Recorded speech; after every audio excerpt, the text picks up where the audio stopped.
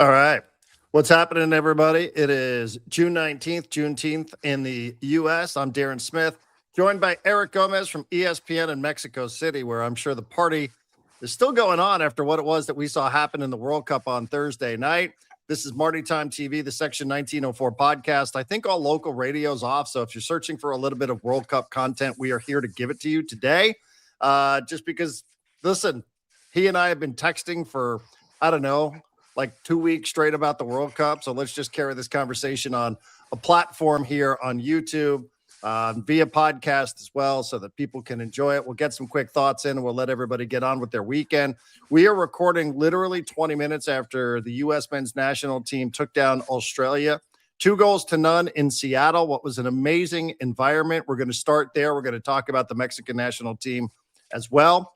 But Eric Gomez, 2-0 for Mexico, 2-0 for the United States. Both teams, both two of the three host nations, have already advanced to the knockout round of the 2026 World Cup. Mexico has already won its group, which is a little bit better than where the U.S. is currently. But either way, what a phenomenal start for both teams, for Mexico and for the U.S. men's national team, which just beat Australia 2-0. It's a phenomenal start. It's one that I think most fans going into the tournament were more hopeful than expectant might happen, right? I mean, ultimately, this team, the U.S. men's national team, had been showing some cracks in the facade, as we've talked about in those last few friendlies. But a fair play to Mauricio Pochettino, the U.S. men's national team manager. A little bit of rope-a-dope there, and trying to get people in the Australian camps and the Paraguayan camps and the Turkish camps really hyped up about their chances against the U.S. This team has absolutely been electric throughout the first two matches. Six goals. I mean, I think they could have scored more goals today. I think Australia did a good job of reacting, but too little too late. And correct me if I'm wrong, but I think it's the same scenario as Mexico. I think the U.S. is through and they've won their group because the first tiebreaker is the direct result, right? So Well, they're Australia, through, but it's different. So what's different is that Mexico went to the field in Guadalajara because of the draw earlier in the day between South Africa and Czechia right? that put them in a position where either Mexico or South Korea could advance with a win. But the order was reversed. So the US played the first match of the day. So now we have to wait and see what happens with Turkey and Paraguay a little later on. You're But if right. Yeah, Paraguay gets a win or a draw, then the U.S. wins the group. But they are through no matter what. So no matter right. what happens here for tonight or even on match day 3, the U.S. is through to the knockout round. So that's You're where they absolutely are. So right. everybody in the U.S. is now pulling hard for Paraguay for myriad reasons, obviously, because listen, yellow cards and all sorts of stuff, and you don't want to have it come down to that. You'd much rather just be able to say, Christian Pulisic, take the day off. Anybody with a yellow card, take a break. That could be a much more manageable situation. But yeah, both teams are through. Mexico, though, they've won the group, which is phenomenal, which we'll talk about here in a little bit. But yeah, I mean, that's good stuff, man. Imagine that, like the United bid, and here we are. We're talking about two teams already through. The first two teams to qualify for the knockout rounds are the U.S. and Mexico. Home nations are unbeaten. 5 wins, 1 draw. How about Canada yesterday? Just laying the Oh, smack down on Qatar. That was pretty sweet. Again, for a myriad of reasons, but still, that was a really impressive performance.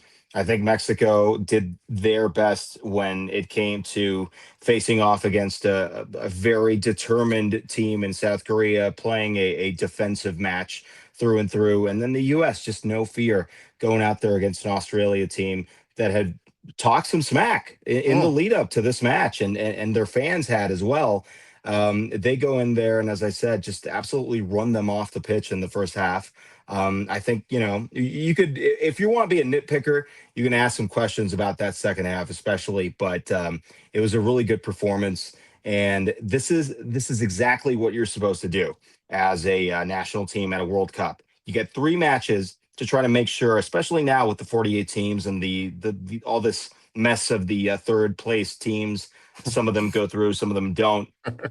Um, you got to do your absolute best to get as many points as you can, pick up that first place spot, and pretty much secure a manageable opponent once you get into the round of 32.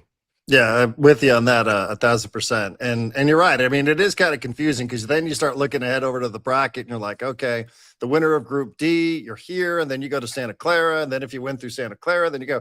But I think we have a little bit of time, and let's just go on the U.S. here for a couple of minutes, and then we'll turn our attention to where you were last night and just watching that amazing. I mean, those amazing scenes, whether it's where you live or whether it's in Guadalajara or Right. whether it's Chula Vista or Yeah. whether it's Pacific Beach. I mean, my goodness. And again today, like even today with the US, I know they didn't take over Third Avenue in Chula Vista, but they certainly had a good time out at Fit Social where I've been, spending a ton of time with San Diego Football Club. So we can get to that.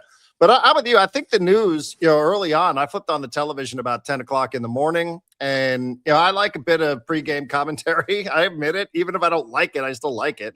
And I flipped on Fox and I was waiting to find out what was going on with Christian Pulisic. And they had an interview with Mauricio Pochettino, and he said he's not available to play. And then they reported, and it was kind of weird reporting that Ricardo Pepi was going to be in for Pulisic. Sure. And they kind of left you wondering, like, was that it? Was that the only change? Or like, what does that mean that he's replacing Christian Pulisic? And you can tell the guys on the set on Fox, whatever it is that people think of Clint Dempsey and Alexi Lalas and Carly Lloyd, they seemed uncomfortable. They seemed like, wait, what's going on here? They're starting two strikers. Are they changing formations? They still didn't know, Eric, by the time the game started. Was it a 4-4-2? What is it, a 4-2-3-1? Like, they still seemed to have no idea. Like, there was different opinions about what the shape was going to look like. But yeah, I mean, I will admit, I was like, oh man, Christian Pulisic's out. Like, all right, well, like let's see what this looks like now. I will admit though, I thought they would go with another winger. I didn't think they would go with another striker, but that's what Pochettino did, and credit to him. And it paid off. I know Pepe didn't get on the score sheet, but he was right there for the opening goal, for that own goal. It was him who was making a run that had the defender kind of out of sorts.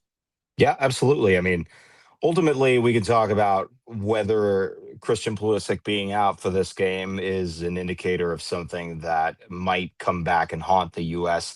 as we move forward in this tournament, or if it was just, this is my personal opinion, a very smart move by Mauricio Pochettino, who trusts the rest of his team and says, all right, it doesn't matter. I want to have my best player at full strength once we get into the round of 32. I don't really care about this group stage match because I'm confident that we're better than Australia, right? And it worked out. I prefer to think that was what was going through Pochettino's head and not the first scenario.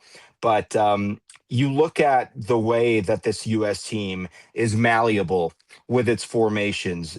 Teams in CONCACAF are usually masters of one particular style of play. You don't get an opportunity to kind of flex your muscle in a way that an England would, a France would, a Spain would, even sometimes, in saying we can display different types of formations and we can beat you different ways, right?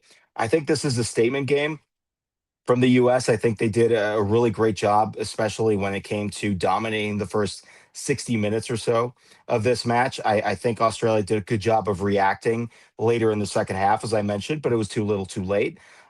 They were wasteful. I mean, if they could have gotten a goal there, even minute 75, minute 80, I think this game, we're talking about a different scenario once it's over. We're a little bit more worried about what we saw from the U.S., but ultimately it all worked out just fine. I think Mauricio Pochettino can sleep pretty darn well tonight, and U.S. fans can be pretty confident again as they move into match day 3. Whether it's keeping an eye out for Turkey and starting your A team, or whether it's rotating the way that Mexico are planned to do against Czechia in the group stage closer. This is one of the deepest U.S. teams I've ever seen. I'll land on that. I mean, this is one of the deepest teams that I've ever seen. I still have my issues with the back line. I think that, Tim Ream, Chris Richards, even Alex Freeman, who scored, one of those guys is bound to have a bad day. But if you're pressing as high as you are, being the U.S., if you're forcing turnovers so close to your opposition's goalkeeper, it doesn't matter. Like, somebody's going to figure it out at some point, but they're just doing such a good job of being so deep, so creative, and so intense throughout the course of these first two matches. Yeah, and I mean, and putting pressure on your opposition, right? I mean, a couple of own goals here, and first time ever I think I saw from Paul Carr at ESPN. First time ever that a team has scored or benefited from own goals in consecutive matches at the World Cup. First time it's ever happened to the U.S. First time for the U.S. that they're ever have won the first two games in the World Cup since 1930, which was the first ever World Cup. And I'm with you on Potch. I mean, Potch is you know better than anybody.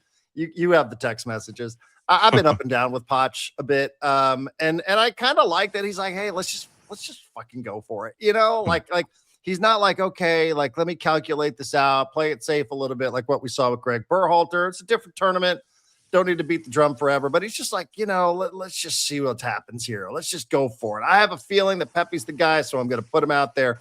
We're going to do things a little different. I had to laugh too because you probably saw what Pochettino was wearing today. I don't know if you followed John Yeah. Mueller. Pretty much the same thing he wore against Paraguay. He had like the one button on the shirt button. He said, "This is the look of a man about to catch exactly 13 Coronas and 0 fish." I also like, why does Potch look like Russell Crowe playing a South American communist revolutionary? Yeah, So that one was pretty good. yeah. I can see it. Yeah, and then in the second half, like you said, I mean, possession was closer, 54-46, outshot 3-1. But for the game, 10-5 for the U.S., 10-5 for the U.S., and 62-38 in possession. So they did a lot of things they wanted to do. Did pick up some yellow cards, which, again, depending on what happens later, Balogun got a late yellow card. Robinson got a yellow card. Richards got a yellow card. Tyler Adams picked up one against Paraguay. So just, how you have to play game 3, I think, we'll certainly enter that into the discussion. You and I were texting about the second goal. Came right at the end of the first half, 47th minute. Alex Freeman set piece, which is kind of what you have to do against these teams that are going to sit back and play 5 defenders. You got to wait for set pieces, and I think it was Tillman or Dest who earned a set piece right there on the goal line, just outside of the 18-yard box. Clever play, pass to the top of the box, a shot, a deflection, up in the air. Initially, it was ruled off. Then after a VAR review, they said, okay, good goal. U.S. doubles its lead and ended up being the final scoreline. Do you want to take issue with the officiating there on that second goal? I think we're seeing a lot of home cooking when it comes to the officiating at this tournament. I mean, I saw, again, fair play to Canada. They absolutely destroyed Qatar, but that first red card was questionable against Qatar. You see a lot of these 50-50 type calls being favorable to the home team. I actually think that in Mexico's case, and not to be a homer myself, there was a bit of disrepute among the officials from that game against South Africa, that were just too happy with the cards, and with the red cards, especially 2 on South Africa, 1 on Mexico, that the crew that was picked for this second group stage match against Korea, they were like, we're just not going to call anything. And these guys were just kind of wailing on each other for the first 70 minutes or so. With the US, the U.S. doesn't really need that type of help. As I said, they're doing a great job of fending for themselves. The rule, as I understand it, doesn't matter if the goal scorer is onside, which Alex Freeman definitely was, and VAR confirmed that. But Flo Balogun, he's coming in on the right side, and he is absolutely interfering with that play, because if Freeman doesn't knock that in, Balogun does, right? And he's in the line of sight for the goalie. The goalie doesn't know whether to kind of stretch his arms out or run at Freeman, or is it going to be Balogun? And so, in referee parlance, he's impacting the play. If you're impacting the play and you're offside, again, as I understand the rule, that whole play is supposed to be deemed offside, right? Ultimately, they don't call that. I think the weird part is, initially that was ruled an offside. It was incorrect, obviously, because Freeman was on. But you get a chance to look at these plays. You get a chance to really, if you're the ref, just check absolutely everything that happened during that play. We've seen some stuff, you and I, Darren, in the Champions League, where it's like they kill a goal because 15 seconds earlier there was just like this random foul in the middle of the pitch that started the play. and you're sitting there thinking, wow, that's kind of a nothing burger, but all Right. right, you're just enforcing the rules. Well, this one was pretty clear in my mind. Ultimately, like I said, it didn't matter. A 1-0 victory is still as good as a 2-0 victory. I think the US put the game away with that goal. They really left Australia back on their heels, and it took them a long time to try to come back and crawl into this match. But still, I would just keep an eye on that as we move forward into the tournament. Not that I'm complaining. Again, if the US and Mexico keep getting uh, positive calls in their favor, I think most fans are going to be happy, right? Yeah. Yeah. I thought Balogun kind of pulled up when I watched it back just to say, hey, I'm not going to get away with this as the ball was, coming down from, 15, 20 feet up into the air. I thought he kind of pulled up, realizing, this is that Freeman has the better angle on it. But you are not alone. I can tell you that because they said on Fox, I'm guessing you were not watching the Fox broadcast. But they said on Fox that the Australian coaches were screaming about that. They're like, hey, like they were all screaming about Balogun being offside and interfering with the goalkeeper. But I agree with you. I think 1-0 would have held up. If there's one nitpick I have about the US, it's like really Freeze has not been tested at all. What did he have? I think he Sure. had one One save save, yeah. today, and then he gave up a goal. And I saw on SofaScore he had a save. He was credited with a save in the first game, but for the life of me, I can't remember it at all.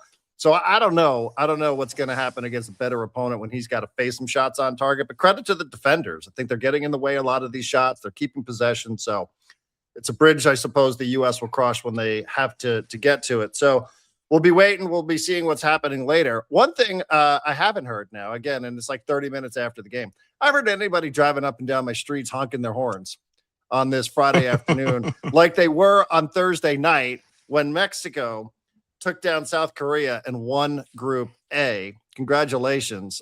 People were so excited, Eric. They were driving up and down IB Boulevard, driving up and down Seacoast. I sent you the picture of what was going on 3rd Avenue in Chula Vista. Let me ask you, because you were in your house in Mexico City last night. I asked you if you went out and joined that insane looking street party where what was the estimate? How many people were out there in Reforma? Like, I saw one estimate. There's like 400,000. 400,000 people. I was like, there's no way. There's no way there's 400,000 people. There probably weren't 400,000 people at the Knicks parade.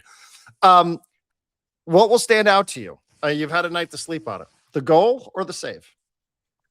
I think both are the consequence of the way that Javier Aguirre has prepared his team to face this tournament, right? And what I mean by that is that save was absolutely spectacular, but it also is the product of just one action that South Korea, one clear action that South Korea were able to pull off over the course of 100 minutes, right? If you add in the extra time added. Normally, we would be gabbing about if it were 2022, 2018, 2014. Wow, that Memo Ochoa, man. I mean, 6 saves, 5 saves, 7 saves. That was crazy. There's a reason why Memo Ochoa became so famous throughout the course of those World Cups with international football fans, international soccer fans, and that's precisely because Mexico played this kind of wide open style, and people were able to get these shots on goal, right?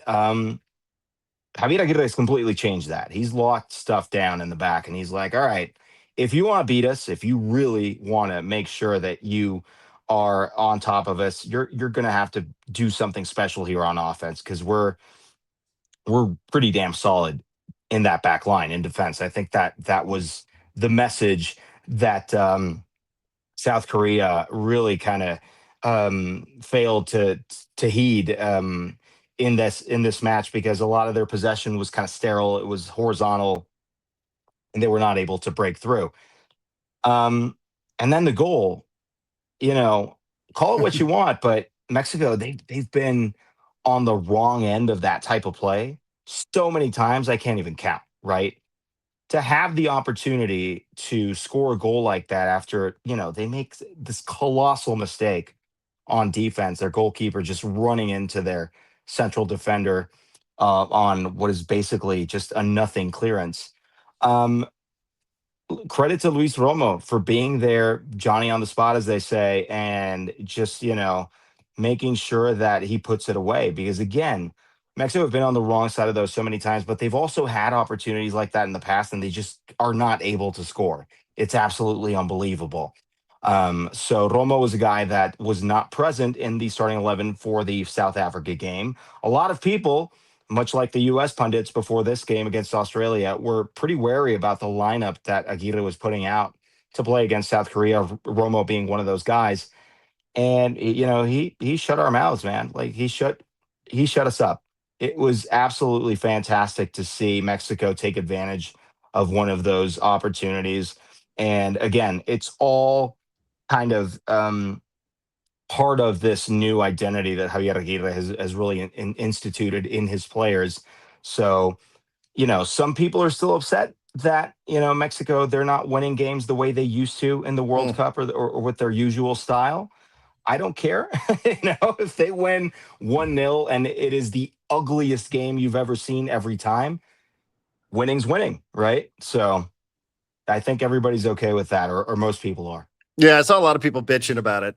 Some professional pundits, even people on the Section 1904 podcast, on the Discord channel, I should say. I was like, well, like there's some context here. Like I really thought South Korea is like, listen, we're just going to try to play for a draw, and we're going to take our chances because head to head's the first tiebreaker. It seems like a point lost on a lot of people in this tournament, and the second one is goal differential. So don't lose the game.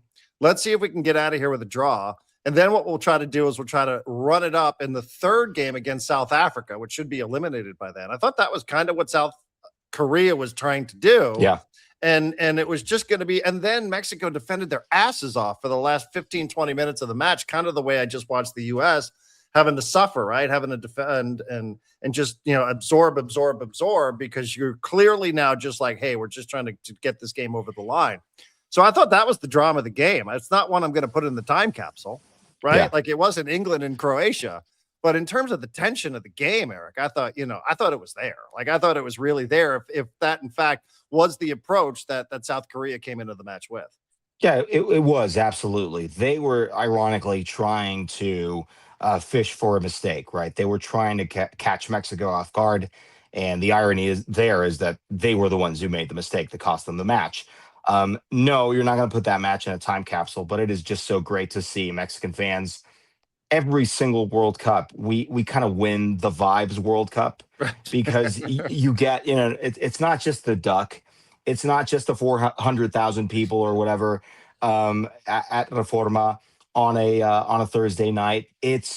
Have you seen like they Art But Make It Sports is a fantastic Yeah. social account, but the amount of memes with Mexico's goalkeeper, kind of palming that ball right on the goal line. I've been laughing for the better part of the last 12 hours at some of the stuff that people have come up with, right? Right. It is just fantastic. So again, like credit to Mexico in the sense that we're probably never going to watch that match again, start to finish, but we're always going to remember, Raul Rangel, Mexico's goalkeeper, making that save and all the memes that came out of it and all the accoutrement to this match. Javier Aguirre just yelling at his former South Korean player in Spanish, Spanish. For those who know the difference, him telling a random South Korean player who doesn't speak Spanish to get his ass up from the floor in a very Mexican way. It's just so funny. So What did he say? Can you say it, or do you not want to? I mean, I Because think I it was was wondering what something he's saying. I along. know the moment you're talking about, right? Yeah, Let's try. Levántate, hijo de tu puta madre, which is a really Mother rough. effer. Yeah, I mean, a lot of people watching us and listening to us will know what I just said. But it is just so funny to watch a guy like Javier Aguirre just be absolutely intense from start to finish. And it takes away, some of the tension from these World Cup matches, because I don't know about you, but you settle in front of the TV and you just start to get tense. It doesn't matter if you've watched one or 100 or 500 of these games, you just get tense because anything could happen. Right. So, it's so great to watch. I think We're only 8 days into this, by the way. 8 days, and we still got a month to go. I know. We still got a month to go. I keep saying that out at Fit Social as well. I'm with you. And by the way, the vibe inside of Guadalajara was, I mean, did I hear that right? That was the first time ever that Guadalajara, the city, has hosted a World Cup. Oh my goodness. What for a Mexico, scene. For Mexico. And I don't mean to tell you, but you live in the capital. having gotten married in Jalisco, we took the effort to, it's known for tequila, it's known for mariachi. So like it's different than other parts of the country. And man, it just was such an amazing place to look on television. It popped through the screen. I mean, I had English language broadcasters who are talking about Rangel. They're like, oh, he's got a lifetime supply of tequila and sombreros, is what they said on the Fox broadcast. I was like, oh God. But anyway, the crowd was absolutely fantastic. So any final thoughts before we wrap up? I mean, we could talk about what Mexico is going to do with Czechia next time, I suppose. Sure. But they're through already. Real quick, just now knowing that the first knockout game for Mexico is going to be in Mexico City. If you get through that game, you're going to play another game in Mexico City.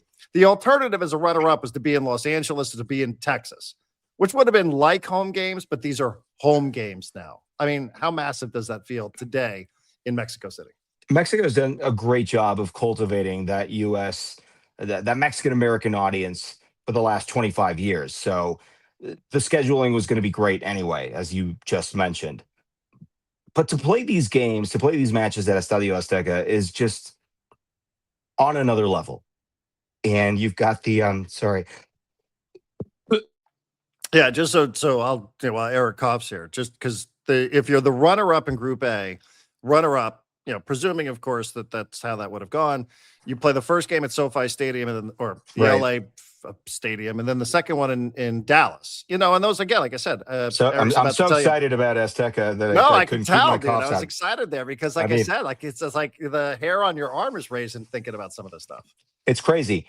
The altitude, the pollution, all the stuff that everybody talks about. But again, you look at the way that people rally around this national team, especially at a World Cup where part of it is held at home, and it just doesn't compare. And I mean no slight to the literally millions of Mexican Americans that live in Southern California and in LA, and the hundreds of thousands who live in the Dallas area. It is home field advantage to the max, right? The US is experiencing a lot of that right now. Canada is experiencing a lot of that.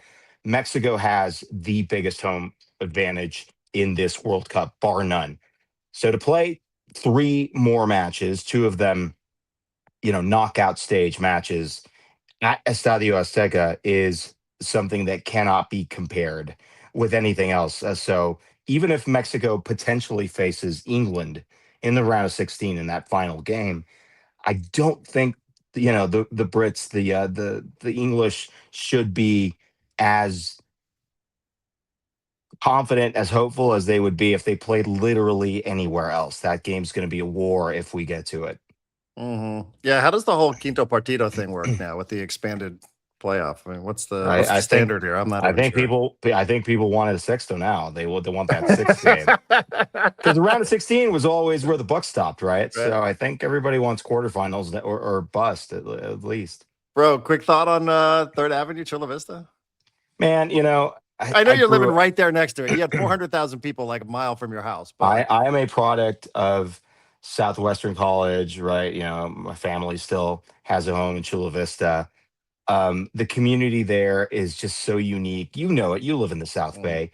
People are just absolutely 100% unique in the sense that I know people who are right down the middle when it comes to I am a US men's national team fan to the death, but when El Tri plays, bring out the sombreros, bring out the tequila, bring out all that good stuff. So I'm just really happy to see the world really understand what kind of a soccer city, what kind of a sports town San Diego, including the South Bay, really and truly is. I absolutely love it. I think I mean, I saw more people in that video that you shared with me than I saw in Tijuana, right? So, mm. TJ needs to step their game up. Yeah, and being out there at Fit Social, we've seen fans from all the different national teams. Some more than others, obviously. I mean, Brazil was just a ridiculous turnout. Colombia has been a ridiculous turnout. The USA, Mexico, obviously, have been incredible. So, and again, we're we're just a little bit more than a week into this. Eric Gomez, 86 on social media. I'm Darren Smith. We will do this again. I am sure. We just wanted to get something down here since both teams have advanced, and we now have 2 teams, only 2, and it's unfair because not everybody's played a second time, but 2 teams have perfect records through the first 2 matches, the USA and Mexico. So should be a ton of fun. Thank you very much, everybody, for watching, for listening. This is the Section 1904 podcast, Marty Time Television, brought to you by the all-new Hamul Casino Resort, the Players Place. Thank you. Enjoy your weekend, and we'll talk again soon.